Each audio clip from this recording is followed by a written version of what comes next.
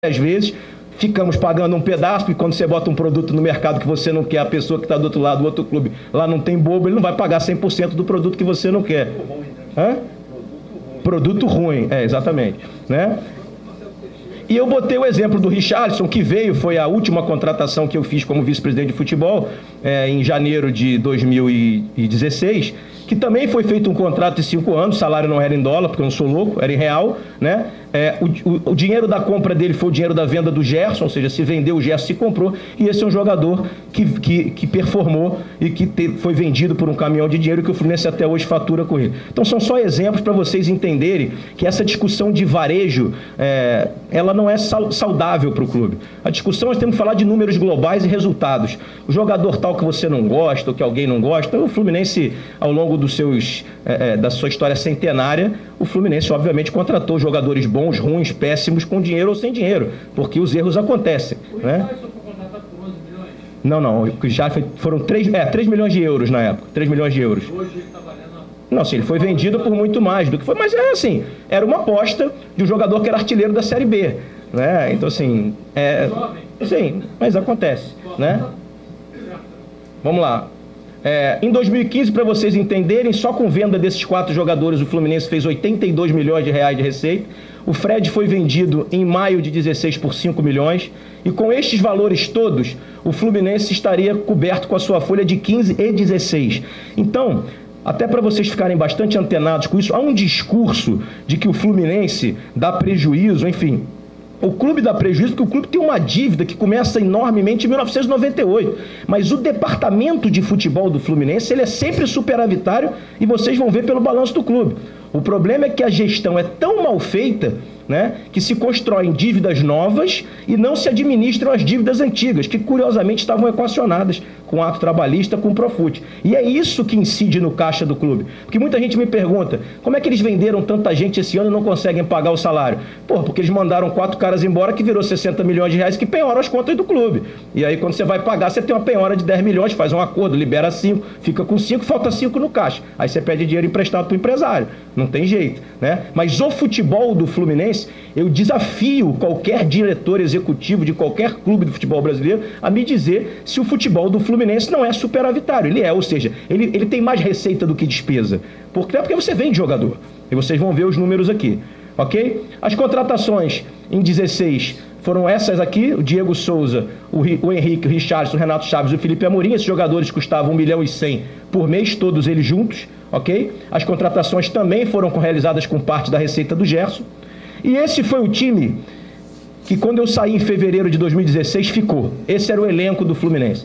Diego Cavalieri, Júlio César, Marcos Felipe, Matheus, Wellington Silva, lateral, Jonathan, que ontem foi campeão no Atlético Paranaense, Giovani, Léo Pelé, Ayrton Lucas, Renato Chaves, Gum, Henrique, Marlon, Elivelton, Nogueira, Pierre, Edson, Douglas, Cícero, Danielzinho, Igor Leite, Gustavo Scarpa, Eduardo, Diego Souza, Gerson, que acabou vindo emprestado da Roma, de volta, Fred, Felipe Amorim, Magno Alves, Marco Júnior, Osvaldo, Samuel, Richarlison e Marlon Freitas. Sem dúvida alguma, um elenco extremamente superior ao que eles transformaram depois. Aí vocês vão ficar assustados com os números. Esses jogadores que estão grifados são jogadores da base, porque também havia um discurso de que o Celso com a Unimed era contra a base e de que eu também era contra a base. Aí vocês vão ver que curioso como é que o discurso de estelionato da eleição enganou um monte de gente. Quando o Fluminense foi campeão em 2012, em 2010, em 2011 foi terceiro, o Fluminense tinha em média de 9 a 11 jogadores da base no seu elenco profissional. Mas você não ganha campeonato só com a base, campeonato de profissional você não sobe, e você sabe disso, né? Que você fez a base por muitos anos com um baita de um amor pelo Fluminense. Está aqui o Rui que trabalhou com a gente lá. Você precisa de jogadores experientes para os jogadores da base performarem. Óbvio que você precisa. Então, lá no time que tinha a Unimed, lá tinha Marco Júnior, sim. Lá tinha o Wellington Nem, sim. Jogadores da base. Recheados com grandes jogadores, com grandes craques que davam corpo àquele time. E aqui, 16 atletas da base foram deixados em fevereiro de 2016. A folha, quando eu saí, de jogadores era 5 milhões e 400. 1 milhão e 400 mil. Bem menor. Então, esse time, com o Fred, Diego Souza, Cícero, custava 5,4 milhões de reais por mês e custava $1,4 milhão. Aí, Entre maio e julho de 16, o clube fez 8 contratações. Não estou criticando os jogadores, nem muito menos as pessoas que fizeram, não. Só estou te mostrando a vocês a falta de filosofia dos caras. Os caras que dizem que defendiam a base, contrataram o Maranhão, o Danilinho, repatriaram o Wellington Silva, que eu considero uma boa contratação, o Henrique Dourado acabou dando resultado, trouxeram o Rojas, o Marquinho, o William Matheus e o Aquino. Venderam Fred, Marlon e Diego Souza e emprestaram imediatamente Danielzinho, Igor Leite, Eduardo, Ayrton, Samuel e Elivel. Eles que gostavam da base. Nós não. Eles se desfizeram dos atletas da base. Chegaram 8 novos jogadores e saíram exatamente 8 da base. A gestão que defende que, porra, eles que fizeram o Xerém, enfim, eles detonaram a base em 2016. Aí eu pergunto, qual planejamento tinha essa gestão para o futebol do Fluminense? Aqui foi o quê? Destruir o time, porque na verdade o objetivo era político. E aí o Fluminense ficou em segundo plano. Pô, vai que o time, que o cara que estava aqui vai concorrer, dá certo. Então vamos contratar esse cara aqui, vamos limar o time para a gente poder ter justificativa. A Folha, agora fiquem assustados, hein? Ó, esse número não é meu, esse número é colhido no balanço do clube. Vocês vão ver mais adiante. A Folha saiu de 5,6 milhões de reais para 8 milhões por mês. Esse time que eles montaram passou a ser quase 3 milhões mais caro do que o outro. Ok? Dados do balanço do Fluminense. Então, a Folha em 2017, aí eles passam por 2016, tem um resultado ruim, que acontece com bom ou com mau investimento, né? A Folha cai para 4 milhões e 9, 5 milhões, eles fazem 4 contratações em 2017, olha quantos jogadores saíram em 2017, 36. Aí eles dizem que fazem uma economia na Folha de 18 milhões. Aí quando eles apresentam o balanço, ele fala, olha, a folha de jogadores caiu 18 milhões. Só que eles não falam que eles mandaram os caras embora e mandaram para a justiça. Aí lá no rodapé do balanço tem assim, outras despesas, outras dívidas. Aí o Fluminense paga um time que joga e um time que não joga no Fluminense, lá do lado de fora, ok? Jogadores da base passou a ter 24, porque eles não tiveram solução. Aí o que eles fazem? Eles torram os ativos, porque você sabe muito bem disso. Você sobe os meninos todos precocemente, eles não performam, e aí você vende por muito menos, né? Quando vende, né? E atletas no contrato profissional 131. 2018, vejam bem, hein? 2018 a folha cai mais ainda. Esse ano a folha foi de 3.600. Curiosamente, eles diminuem o investimento no time de futebol, mas as receitas foram maiores. Eles anteciparam as cotas de TV. Eles venderam o Wendel, o Luan Pérez, o Renato Chaves, o Ailton, o Henrique Dourado, o Eduardo, o Samuel, o Scarpa, o Richarlison, o Douglas, o João Pedro, o Ayrton Lucas e Rich, são valores não divulgados até agora. Pegaram dinheiro emprestado em várias instituições financeiras. Isso tudo está publicado aí onde vocês quiserem ver. Mesmo assim, a gente conviveu com atrasos salariais. Por quê? Problema claro de gestão. A gente não tem a menor dúvida de que o problema é o gerenciamento de situações como, por exemplo, mandar 5 jogadores embora pelo WhatsApp e sem nenhum tipo de reunião ou tentativa de negociação na saída dos atletas. E aí só para vocês saberem, eu saí do Fluminense em 2016, o ato trabalhista, ele tem uma linha de corte em novembro de 2011.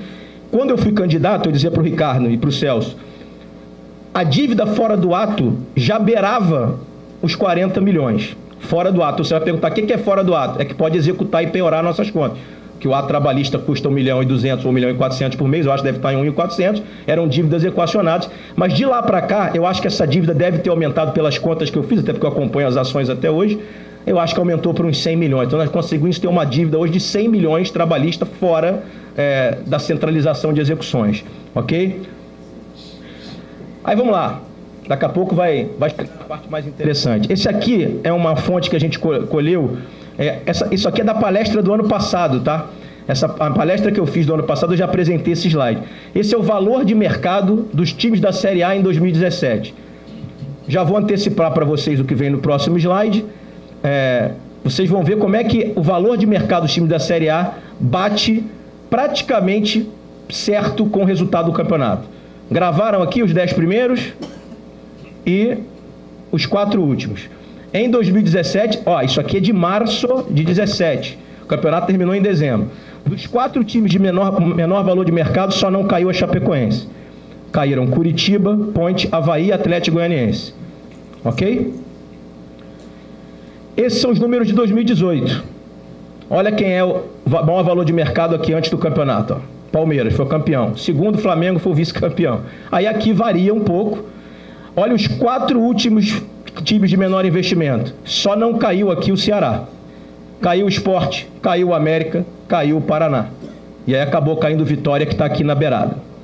Então, a conclusão desse slide é, dos 10 clubes de maior valor de mercado em 7 em 2017 e 8 em 2018 ficaram entre os 10 primeiros. Ou seja, quem mais investiu chegou nas 10 primeiras colocações. Dos 4 clubes de menor de valor de mercado, em ambos os anos, 3 caíram para a Série B, coincidentemente, que não é coincidentemente, nós estamos falando de campeonato corrido, estamos falando de número. As exceções, tanto na parte de cima quanto na parte da tabela, confirmam a regra e demonstram que esses clubes possuem algum diferencial de gestão para definir uma melhor colocação. O Fluminense ficou sempre abaixo da sua posição de valor de mercado. Ou seja, quem foi o diferente teve algum item de gestão, e aí eu cito, por exemplo, um dos clubes, que eu tenho certeza que é isso, que tem uma gestão extremamente profissional, que é o Atlético Paranaense. Ele sempre ficou fora, acima do valor de mercado dele, porque tem uma gestão muito profissional há muitos anos, muito séria. Desempenho do Fluminense no Campeonato Brasileiro de pontos corridos desde 2003, ok? Vejam que curioso, daqui a pouco vai a parte que que vão entrar aí o Celso e o Tenório explicando para vocês. Mas aqui, ó, de 2007 a 2014, não há dúvidas que é o melhor período do Fluminense. A gente tem um 4º lugar em 2007 e fomos campeões da Copa do Brasil. 14, nós ficamos em 14º, ficamos, mas nós focamos em vencer a Taça Libertadores da América. Então, assim, nós durante 6 meses, nós nos dedicamos e acho que a derrota fez com que a gente tivesse um baque muito grande naquele elenco. 2019, como bem falou o Celso para mim quando a gente estava montando a palestra, 2009, a rebordosa de 18 e a remontagem do time. De 8, a remontagem do time. Mas vejam o seguinte, vários jogadores que nós execrávamos no início do ano de 2009, como o Mariano, enfim, tantos outros que foram contratados foram campeões brasileiros de 2010. Então aqui é a reconstrução para o título de 2010. Aqui chegaram Fred, Mariano, enfim, vários grandes jogadores que acabaram sendo campeões em 10. E aí nós somos primeiros colocados em 10, terceiro em 11, primeiro em 12, temos aqui um revés em 2013 e 2014 ficamos em 6º, que é o último ano de investimento. Aí o que eu falei para vocês no início da palestra, veja o que é preocupante. Desde 2015, a gente está sempre em 13º, 14º e agora 12º, porém eu botei em negrito para vocês verem que apesar de uma melhor colocação na pontuação, na tabela, é o nosso menor índice. Ok? Nós temos o saldo de gol mais negativos, né? A última vez que o Fluminense venceu bastante no campeonato foi em 14, 17, em 15 venceu 14, em 16 teve 13 vitórias, em 17, 11 e esse ano 12. Então assim, a gente meio que virou um relógio aqui, a gente não vence mais de 15 jogos num campeonato de 38, né? E a gente tem um índice de aproveitamento que bate aqui em 2003, parecido, mas aqui, ó, o campeonato ainda tinha 24 clubes, por isso nós ficamos em 19º. Então, na verdade, o Fluminense se consolida há 4 anos, olha que coisa preocupante, como a 13ª ou a 14ª força num país onde dizem que tem 12 grandes. Né? O Fluminense se consolida dessa forma em números. Vocês veem que isso aqui tudo números. Com um ano, que apesar da colocação 12º, é um ano de menor pontuação, ó, porque o campeonato foi do nível técnico muito baixo, o que foi a nossa sorte, né? Porque nós ficamos 8 jogos sem fazer... a gente caía, né? Então, repito, gente, isso aqui nós estamos falando de números para a gente construir o raciocínio, ok? E aí, eu vou falar desse slide, vou dar uma pausa, vou passar a palavra para o Celso, para o Ricardo, para que eles falem um pouco desse momento, até porque Ricardo foi o vice-presidente de 2009 daquela arrancada, da vice-sul-americana. Só fazer uma parte. Vocês viram que eu falei ali no outro... Nós tivemos reveses em 2008 e 2009 no campeonato de ponto corrido? Tivemos. Mas nas competições de mata-mata nós fomos bem. Então, olha só. Campeão da Copa do Brasil, vice da Libertadores, aí eu boto assim, largou o brasileiro, que foi uma exceção. 2009, vice da Sul-Americana, estava muito mal no brasileiro, foi uma salvação histórica. E campeão brasileiro, terceiro campeão brasileiro, 16º e 6º no brasileiro de 14, diminuição do investimento da Unimed e saída no final do ano. como nós demos azar nesse ano, né? Na época ainda não tinha G6. Então o 6º colocado foi direto para as oitavas de final da Copa do Brasil e hoje, alguns anos depois, eu posso dizer para vocês que como o nosso time tinha enormes dificuldades em 2015, nós priorizamos a Copa do Brasil em detrimento do Campeonato Brasileiro e por isso conseguimos ir à semifinal e perdemos para o Palmeiras na disputa de pênalti. Nós entramos direto contra o Paysandu nas oitavas. Eliminamos o Paysandu, eliminamos o Grêmio no Olímpico, no empate de 1-1, gol do Fred, e infelizmente, em razão de um pênalti que foi dado aqui, acabamos para a disputa de pênalti em São Paulo e perdemos para o Palmeiras no primeiro ano de Crefisa.